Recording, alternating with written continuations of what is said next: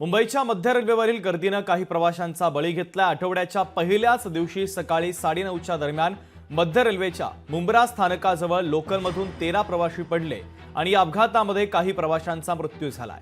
मध्य रेल्वेचे जनसंपर्क अधिकारी स्वप्नील नीला यांनी या संदर्भात माहिती दिली। मुंबई अप आणि डाऊन मार्गावरून परस्पर विरोधी दिशेने जाणाऱ्या लोकल एकमेकांना घासल्या आणि दरवाजामध्ये उभे असलेले प्रवासी ट्रॅकवर पडले आणि त्यांचा मृत्यू झाला। परस्पर विरोधी लोकलमधून पडून प्रवाशांचा मृत्यू झाल्याची ही पहिलीच घटना असल्याचं मध्य रेल्वेच्या जनसंपर्क अधिकाऱ्यांनी सांगितलेलं आहे। अभी जिस महिला से बात हुई उस महिला ने लड़ाई के बारे में कोई बात नहीं की। उन्होंने केवल अप थ्रू की जो लोकल है उसके बारे में बात की कि इस ट्रैक के ऊपर से लोकल जा रही थी, उनकी लोकल जो है वो अप डायरेक्शन में फास्ट लाइन से आ रही थी और जो दूसरी लोकल थी वो डाउन डायरेक्शन में फास्ट लाइन से जा रही थी। इन दोनों ट्रेनों के जो यात्री हैं वो इंजर्ड हुए हैं। ये इन्फॉर्मेशन उन जो महिला हैं जिनको इंजुरी हुई है उन्होंने दी है। अद्यापपर्यंत कुठल्याही प्रकारचा अधिकारिक मृत्यूचा आकडा आपल्यापर्यंत आलेला नाही। आता आपण एकूण 13 प्रवाशांना जे आहे ते हॉस्पिटलमध्ये ॲडमिट केलेलं आहे।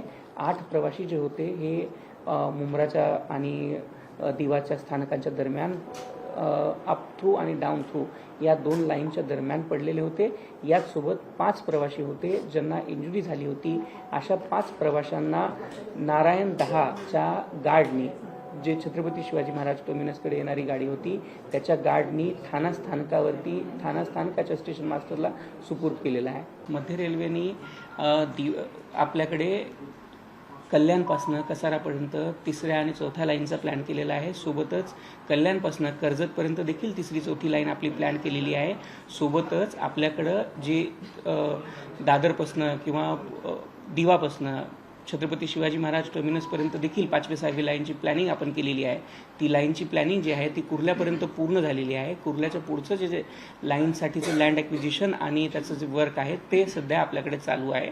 याचसोबत 15 कोचच्या लोकल वाढवण्याचा आपण प्रयत्न करतो आहोत। आपल्याला लोकलची जी डब्बे आहेत ती सध्या 12 कोचच्या ज्या आपल्या लोकल चालतात त्या डब्या सध्या 22 फेऱ्या आपल्या 15 कोचच्या चाललेल्या आहेत, त्या देखील आपल्याला फेऱ्या लवकरच वाढवता येतील। आमच्या सामान्य लोकलमध्ये इतकी गर्दी वाढली आहे की 2 लोकलच्या मधला जो भाग आहे तो पण कमी पडतोय। तुम्ही एसी लोकल वाढवा, परंतु सामान्य लोकल रिप्लेस करू नका।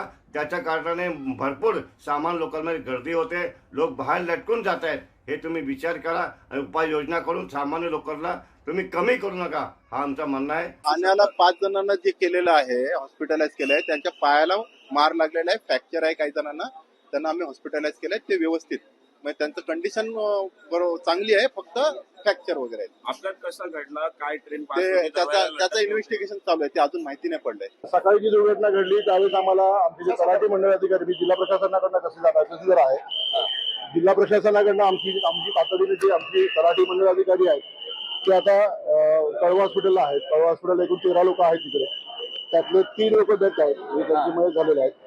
ते आम्ही सिव्हिल हॉस्पिटल आता शिफ्ट केले आहे तिकडे। त्यानंतर उर्वरित जे लोक आहेत म्हणजे त्यांचे उपचार चालू आहेत। आता तरी आम्ही 13 वरतीच आतापर्यंत माझ्याकडे इन्फॉर्मेशन 13ची आहे। 13 मधले 4 जे आहेत ते मयत झालेले आहेत आणि उर्वरित लोकांवरती उपचार चालू आहेत। त्याच्यामुळे उपचार घेण्याचं काम चालू असताना जर काही घडलं तर ते तुम्हाला आम्ही अपडेट करू। एकूण 14 लोक जखमी झाले होते, त्यापैकी 5 जण मृत पावले आहेत।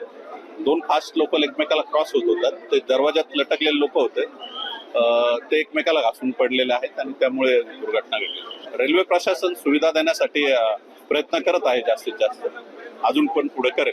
काही जणांचे नावं निष्पन्न होत आहेत। लोकशाही मराठी ऐका, पहा, जागरूक रहा।